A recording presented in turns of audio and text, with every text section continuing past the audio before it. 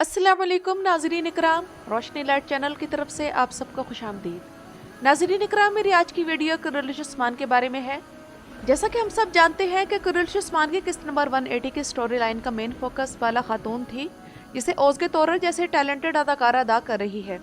और अब इस किस्त में बाला के बारे में दिखाए गए सिनेरियो ने बाला खातून के मद्दाहों को परेशान कर दिया है। और इस किस्त के वाक़यात से वैसे तो ये लगता है कि राइटर्स ने उस किस्त के आखिरी सीन के जरिए बाला खातून के बारे में बज़ाहिर एक अलमनाक अंजाम दिखा दिया है, जिसके बाद बाला खातून के मद्दाहों में शोर मच गया है। और अब इस बारे में तमाम हफ्ता मद्दाह यही अंदाजे लगाते रहेंगे कि क्या वाकई बाला खातून जिंदा है या नहीं। अगर जिंदा है तो उसे किसने बचाया और कैसे बचाया, लेकिन अगर वो मर गई है तो एक तारीखी किरदार को वक्त से पहले क्यों ख़त्म किया गया, और क्या दिरुल शार्तरोल की हलीमा वाला सिनेरियो दोबारा दोहराया जा रहा है। तो नाज़रीन इकराम, आज की इस वीडियो में आप लोगों को बाला खातून के बारे में आने वाले मुकम्मल सिनेरियो के बारे में बताऊंगी। और आप लोग देखिएगा कि ये सिनेरियो वो होगा जो सेम उस वक्त रिपीट किया जाएगा जब बाला खातून के बारे में ये इतला मिल जाएगी कि वो जिंदा है। यानी कि मैं अपने इस अंदाजे की कामयाबी के बारे में 90% श्योर हूँ।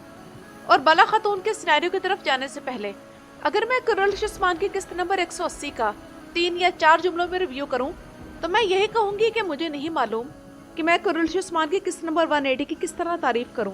क्या बुराक की अदाकारी की तारीफ करूं जिसने हमें रुला दिया, या फिर उस सिनेरियो के पावर जिसने मद्दाह को हिला कर रख दिया, या फिर उस एपिसोड के आखिरी सीन की, या फिर आने वाली किस्त के ट्रेलर की जिसे देखकर भी मालूम नहीं हो पा रहा कि बाला के साथ क्या हुआ, या फिर नाज़रीन इकराम दुश्मनों की कमीनगी की जो कि बाला के साथ जुल्म की वजह बने। मुझे ये किस्त देखते हुए ऐसा लग रहा था कि मैं कुरैश उस्मान की किस्त नंबर 111 या 112 दोबारा देख रही हूँ। तो बहरहाल अब आते हैं इस सवाल की तरफ कि क्या बाला वाकई चली गई है या जिंदा रहेगी। झोपड़ी में जो जली है वो बाला है या फिर बेगम की मुलाजमा। अगर ये लाश बाला की नहीं है तो बाला को किसने वहां से निकाला। तो नाज़रीन इकराम, आमतौर पर तो यही कहा जा रहा है कि बाला को हलीमा ने बचा लिया और उसकी जगह हलीमा ने बेगम खातून के असिस्टेंट को मार कर उसे झोपड़ी में फेंक दिया है। और इसका सिनेरियो यह हो सकता है कि जब वो असिस्टेंट झोपड़ी के बाहर खड़ी थी तो हलीमा पीछे से आई और उसे कत्ल कर दिया, और फिर बाला को सोफिया के हवाले कर दिया और बाला की अंगूठियां उस लाश को पहना दी गई होंगी जब बाला बेहोश थी, और उसको नहीं पता चला होगा कि उसके हाथों से अंगूठियां उतारी जा रही हैं।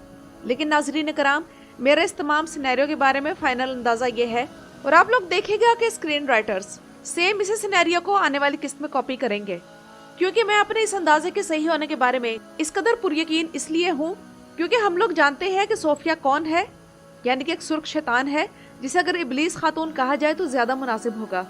और उसकी जिंदगी का मकसद ही फिलहाल यही है कि बाला और उस्मान को ज्यादा से ज्यादा तकलीफ दी जाए। तो नाज़रीन इकराम, ये मकसद बाला को मारकर नहीं हासिल हो सकता। सोफिया कभी भी नहीं चाहेगी कि बाला एक सिंपल से तरीके से मर जाए और दुनिया से इसका नामो निशान मिट जाए, क्योंकि आप लोग खुद गौर करें कि इस ड्रामे में जब से वो एंटर हुई है तो वो पता नहीं कितनी बार कह चुकी है कि बाला, मैं तुम्हें मारने से पहले 1000 बार मारूंगी। इसलिए ये नामुमकिन है कि हलीमा का राज जाने बगैर, यानी कि ये जाने बगैर कि हलीमा बाला की बेटी है और सोफिया जैसे दुश्मन के पास पली बड़ी है, और उसने उसकी ब्रेन वॉशिंग करके अपने वालिदैन का ही दुश्मन बनाकर उनके पास भेजा है, तो क्या खुद सोचें कि सोफिया बाला को ये बताए बगैर उसे मर जाने देगी।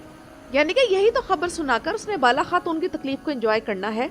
इसलिए नाज़रीन इकराम, सोफिया ने यह किया होगा कि हलीमा ने बाला को नहीं बचाया होगा, बल्कि इस बारे में सिनेरियो ये होगा कि जब बेगम खातून बाला खातून को उस झोपड़ी में बंद करके अपने असिस्टेंट को खड़ा करके वहां से चली गई थी तो उसे रास्ते में सोफिया मिली होगी, और बेगम खातून ने सोफिया को बाला के मौजूदा हालत के बारे में बताया होगा और खूब शोखियां मारी होंगी।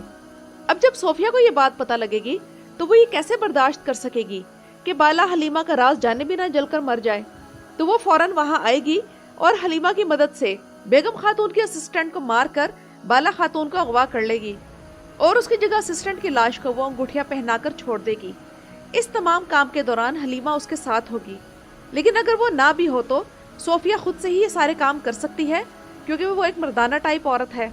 और आप लोग पिछली किस्त में याद करें कि वो सीन जिसमें हलीमा दरिया के किनारे जड़ी बूटियां लेने के बहाने बाला को वहां लेकर गई थी, और तब सोफिया बाला को काबू कर लेती है, तब बेगम खातून और इल्बाई भी वहां आते हैं और बाला खातून को उनके हवाले करने का कहते हैं। तो याद करें, सोफिया ने कहा था कि ये शिकार मेरा है। तब बेगम खातून और इल्बाई कहते हैं कि उलुगानी सुनकर बहुत खुश होगा और हम अब अलग अलग नहीं हैं। और इसके बाद जब वो दोनों बाला और हलीमा को लेकर जाने लगते हैं तब सोफिया बिल्कुल भी खुश नहीं लगती।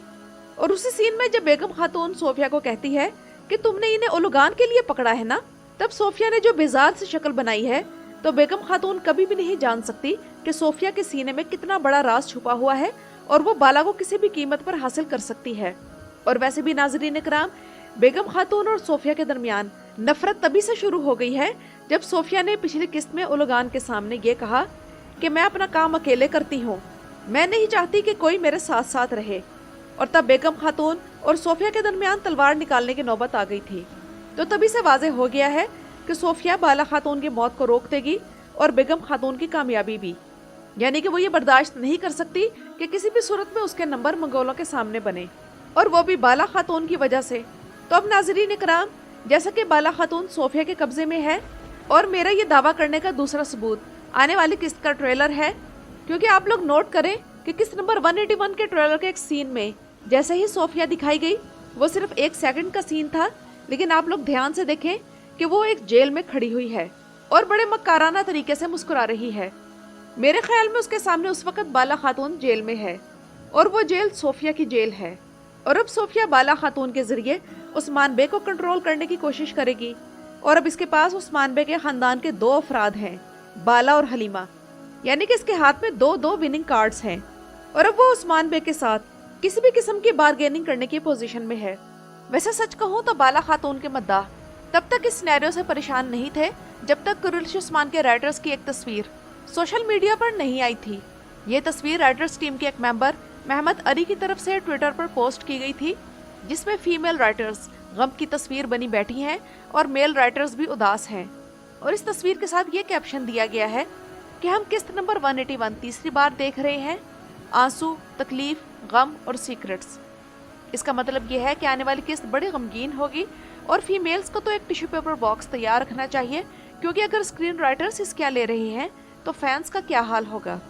यानी कि इसका मतलब यह है कि आने वाली किस्त काफ़ी इमोशनल होगी।